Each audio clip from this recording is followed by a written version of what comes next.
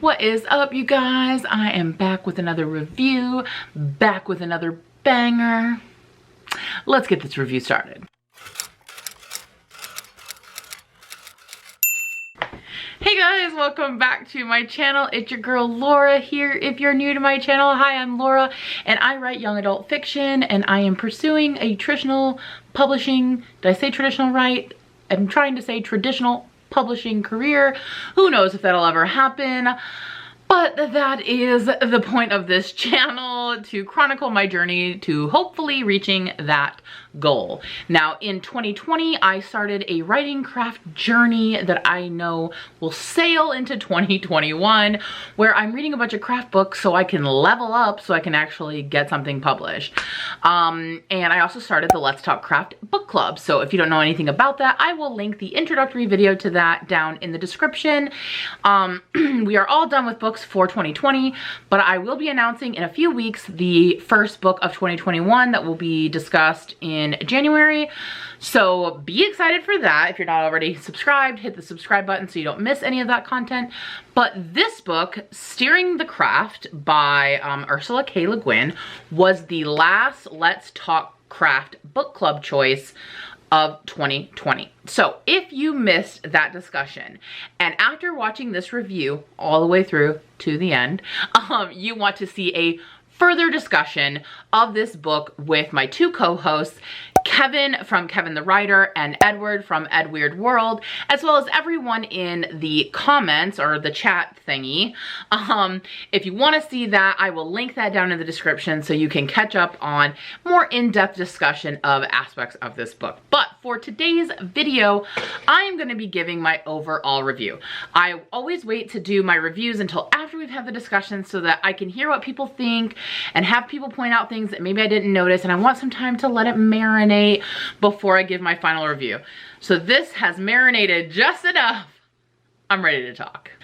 All right, so like I said, the book is Steering the Craft by Ursula K. Le Guin. I did forget to actually read the subtitle of this one. This one is a 21st century guide to sailing the sea of story. Now this is important because she actually published an original version of this book in the 90s and then revisited it for the 21st century, and she said she fixed sections of every single aspect of the book to reflect a 21st century writer.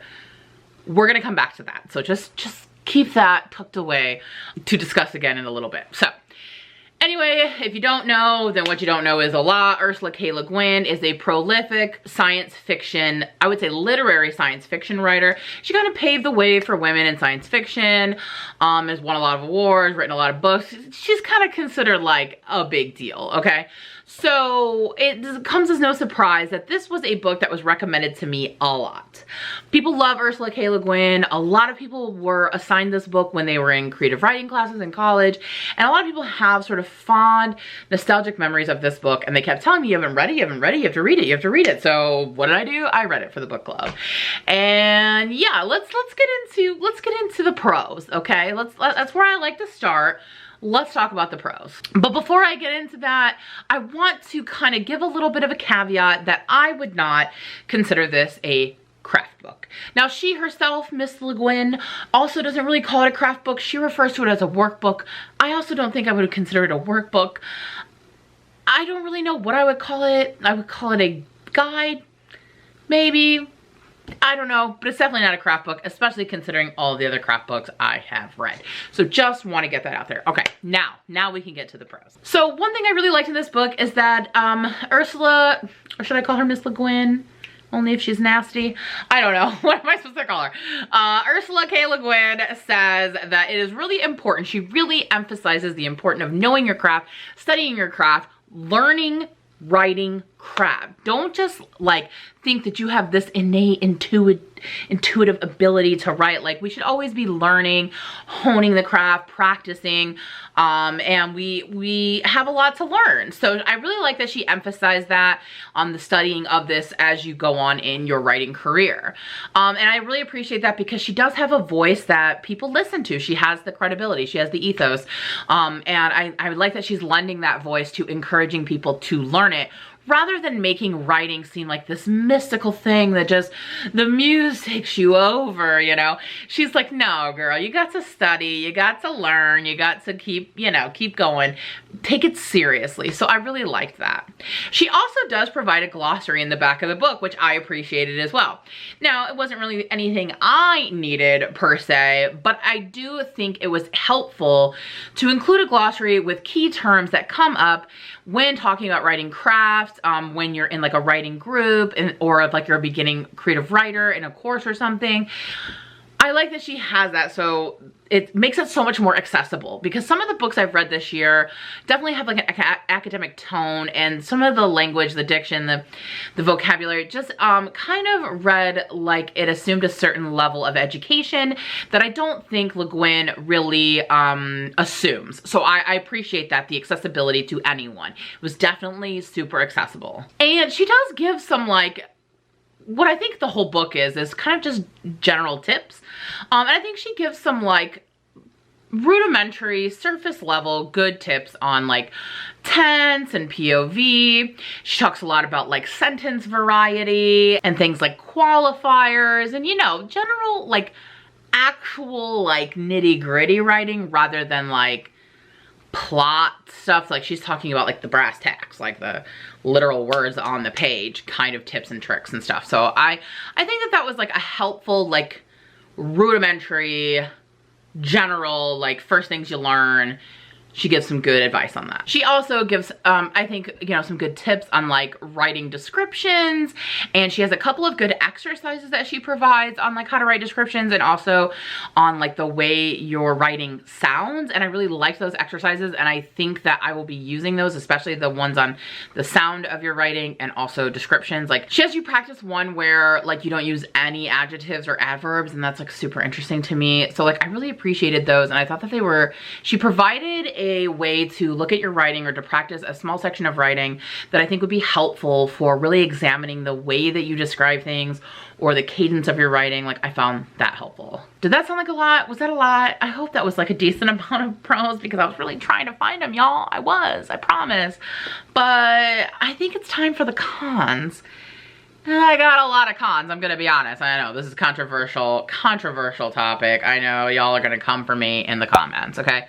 But I do not think, so she said, okay, let me back up. She says in the beginning of the book that this is a book not for beginners. She says this is for people well into their career, well into their writing journey, and I am not hearing that, okay?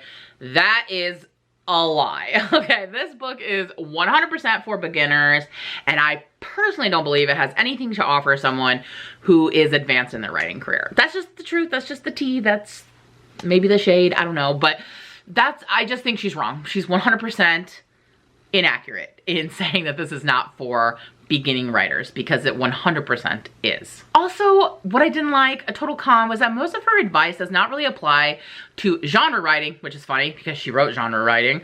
It really just pertained to literary writing and also like an older style of writing that doesn't really work now in the 21st century and 21st century publishing and what the expectations are from publishers, which is a little ironic since the subtitle is for 21st century writers. Like, I don't really think that means what you think it means, because I did not find that helpful at all. I mean, she even goes on to say, like, this is indicative of what I mean, that books don't have to have plots. Now, she has a very clear definition of plot, and while I see what she's saying, because a lot of literary fiction, so say if you're looking at older literary fiction, I would argue that maybe some of it doesn't really have a plot, especially in line with like what she defines as plot, but I just don't think you can really get away with it that much anymore writing books without a plot. Even if you're writing like literary fiction, I still think you have to have more of a plot. Like I don't think that Virginia Woolf stuff is gonna cut it anymore, okay? I don't really think your Oscar Wilde ramblings, unless you're like pure genius. And I just think that those are like the unicorns, the outliers, and I don't really think that's something she should be like encouraging like typical writers. So I'm gonna have to hard disagree on saying that a book doesn't have to have a plot. She even though like says, like she gives a little shade to plot and implies that people who write books with a plot are like beginning writers who don't know how to write like a more elevated, sophisticated book, which I just think is so weird, because I I haven't read any of her books, but from what I understand, they do have plots and their genre. So like, what? I don't know. And that also kind of goes along to her examples. All of the examples that she uses are classic literature, like old stuff. Like I said, like Virginia Woolf, Mark Twain. Girl, people can't write like that anymore. They got away with it back then because things were different then. It wasn't the 21st century where we have tons of technology and expectations and different reading styles. But also they got away with it because they were the first. They were the first people to do things, right? And reading was like less accessible and writing was less accessible and less people could do it. And like, ugh. Why are you using classics? Like, oh God, like no one can follow. I can't write like Mark Twain now, come on. And her reasons for using classics were kind of BS. She was just like, oh, it's so hard to get clearance. Girl, I have read a million craft books. They all get clearance for really common books that people know. Or she said they was too expensive. What? Too expensive? Girl, I can't with that excuse. I'm sorry. This book is bringing out the like sassy Laura in me because I'm just so frustrated with some of the choices in the book, and I was really like, my expectations were up here and I feel like it was delivered way down here. All right, well, let's get back on track. Other cons. She also gives like these hot takes on like writing advice that people have given in like courses and teachers, but they're wrong and don't listen to it. And all of her hot takes are really just cold takes, I guess. I don't know. They're not hot takes, okay? Because people don't actually give that writing advice anymore. Like maybe that was like 70s, 80s, 90s writing advice, or maybe if you currently still have like a really old teacher who like learned composition theory back in that time of 80s, 90s, sure, then maybe they're reiterating that. But as someone who learned composition theory in the 21st century from a young person, they're not really pushing that. They're trying to get that out. New textbooks that are coming out are trying to get rid of some of those things that she's saying. And also I felt like she pushed some of them to the extreme. Like she was saying like, oh, people will say you can't use the same word twice on a page. No one says that. Yes, there are like examples of that if it's like a word that sticks out or if you want to emphasize the importance of that word, but it's not like if you use the word around and then like 3 paragraphs later use the word around again, they're gonna be like, you can't use around. Like people don't, like she's making it extreme and she's making it like, I don't know, the hot takes just didn't work for me, okay? I just don't think that that's writing advice that's really being given anymore. Maybe some people need to hear it, maybe, especially at the university level, which is where I think this book belongs, in an introductory creative writing course. Maybe some old academia people need to hear that, but I just don't think that really reflected the 21st century in terms of like what people are still being told. I just don't really think they're still being told that. There's just really old school advice that she was trying to like counter, and I was like, girl, we've already been countering that for like, you know, 2 decades. So okay, so yeah. And then also, this is just like a super pet peeve of mine. I hate when people are really like crazy judgy about punctuation and grammar, but then they themselves don't quite have a full grasp of it. And I say this because I just think 99% of people, even people with English degrees, even like high school teachers, like they don't really always know all of the rules, okay? So I just think you have to really know your stuff before you start like telling people how important it is. Like I do agree with what she's saying, that like if you want to break some of these grammar rules in terms of like writing fragments or things like that, you should know them so that you are being purposeful. But like don't go on and on and on about like how irresponsible it is to like use commas incorrectly and then you yourself use commas incorrectly. This is just a huge pet peeve of mine. She like confuses the word because as a coordinating conjunction rather than what it is, which is a subordinating conjunction. And when you have a sentence that has a subordinating conjunction like the word because, it makes that clause dependent. So when you have an independent clause at the beginning of the sentence and then a dependent clause at the end of the sentence, you do not put a comma in between them. And I know it's really easily confused and you will actually see this a lot. And maybe there's like a publishing style, like a manual style that tells you to do this. I've never been aware of it, but maybe that's why people are doing it, or I just think people are really confused, because if you want to know what a coordinating conjunction is, it's fanboys. For, and, nor, yet. Okay, I messed up fanboys. For and nor, but, or, yet, so. So the be in fanboys is not for because, it's for but, and that's when you have a complete sentence a word that connects them and then another complete sentence. But when you add that word because, that's no longer a complete sentence. So there should not be a comma there. And then in another instance, so she seems to not understand subordinating clauses or like dependent clauses and subordinating conjunctions, because then there's another instance where she has the subordinating conjunction added to a clause and makes that a dependent clause, and then an independent clause, and she doesn't put the comma in between them. So it goes as a rule, if you go dependent, then independent, you have a comma in between them. But if you go independent and then dependent, you don't. So I don't know. She just, look, that's my English teacher rant there, but I just felt like don't do a whole chapter on punctuation and telling people like how messy it is to like do it wrong and then you do it wrong. Like it just seemed weird. It was a weird choice for me. And it also like takes away, and this is exactly why she's saying punctuation is important, because it takes away from the reader, because then I was like, I'm not even listening anymore, because now I'm just annoyed by your inability to use commas correctly, you know? But that's probably like an annoying trait of mine, but I just found that just annoying. And most of her grammar and like usage advice was a little vague and slightly judgy at the same time. So I also just didn't really like that either. So that's kind of a lot to say for such a short book. It's only like barely 100 pages. But if you couldn't already tell from my pros and cons, what did I overall think of this book? I hated it. I'm using the word hate here, you guys.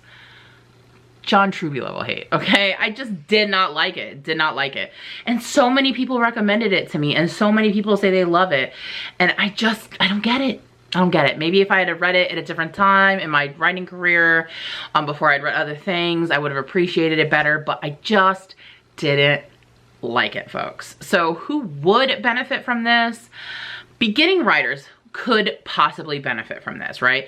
So people who have never taken a creative writing course, who are very new to writing, don't know fundamentals of writing, could find some of these tips and advice useful, but it could not be the end all of these tips. You would have to find other texts that then go into these more in detail, because she's barely scratching the surface. But it could be a good introductory to the types of things you need to know, and that way if you're like, oh, I don't really know much about this, you could read her little section and then go into another book learning more. But then I just feel like, couldn't you just read the other book? You know, I don't know. So I think really, if you were like in a creative writing 101 course, like if I was still teaching college, if I was teaching an intro to creative writing course, I would maybe assign this book or like as a companion. But I really feel like all of this information is covered elsewhere and probably in their textbooks. I guess the creative writing class, you don't really have a textbook, but so maybe this could be the textbook, but I feel like it would have to supplement. It's not enough to stand on its own in a one-on-one course. So I don't know if you needed like a quick guide with a glossary in it maybe, but then I feel like you could just Google that stuff. I just honestly feel like anything you can get in this, you could get somewhere else. I don't think she gave anything that was new or like from her in particular that you couldn't hear from a million other people and get from a million other places. And really, honestly, I don't think it would benefit anyone except for people who write literary fiction. So if you're a beginning writer who's never taken a creative writing course, you don't really know anything about grammar. Well, actually, I wouldn't go to that for grammar, but like anything about like anything, never been in a writing group, never done anything, you're just fresh off the farm and you want to write literary fiction, then maybe this could be a good reference book for you. But overall, do I recommend this? No, I don't. I don't recommend this book. I think you can get this info anywhere. It is nothing new, nothing exciting, not worth the time. However, if you don't believe me or you want to check it out for yourself, I will link down in the description the information to get it. You are certainly welcome to do that. And if you are one of those little fresh-faced noobs who wants to write literary fiction and you didn't get to take creative writing courses, then yeah, check it out. See what you think. Or maybe you want to hate read it so that you can comment for me in the comments and tell me how wrong I am. I'm here for that too. Whatever you want to do, you do you. But I feel like reading that was a waste of my time. Did not like it. Didn't appreciate it. Wouldn't recommend it. And I'm ready to move on with my life. So that's it. That's the tea. That's the shade. That's what I thought. What about you? Have you read Steering the Craft? Have you read the newest version especially? Do you really feel like it's reflective of a 21st century writer? Because I'm going to say no, not at all, not even a little bit. There really wasn't anything that I felt she said that was really reflective of like 21st century publishing or writing. But if you disagree, or you read it, or, you know, or maybe you agree with me, just comment. If you've read it at all, comment down below. Let me know. What did you think? What did you get out of it? What was helpful? What do you think could be helpful for other people? Maybe I'm being like super wrong and annoying to you. Tell me down in the comments. I'm here for it. So yeah, I don't know, but that's just what I thought. I'm here to keep it 100, to tell you what I really think and what I really feel, and what I feel like you guys trust me, you know, on the recommendation. So I wanted to be 100% honest. So that's what I thought. So if you liked this honest review, please be sure to give this video a thumbs up, because it tells YouTube that other people would find this review helpful as well. If you like getting these reviews on craft stuff, or hearing people talk about writing craft, or you want to follow my journey to hopefully someday becoming a traditionally published young adult author, and you are not already subscribed, please be sure to hit the subscribe button. I make content twice a week. I post on Mondays and Wednesdays, and then every Thursday, my brother and I do live streams for Thirsty Thursday. If you want to see other people discuss this book, including people who did like the book, then definitely check out the 2-hour discussion we had for the last book club. And if you are interested in joining the book club again in the future, make sure you are subscribed, because I will be posting the video, like I said, in a few weeks for our January pick. We will be reading one book every 2 months, so I'm going to announce in November to be ready for January. So yeah. All right, guys, I think that's everything. It's time to go. I will see you in the next one. Bye. Oh yeah, and thanks for watching. Okay, bye.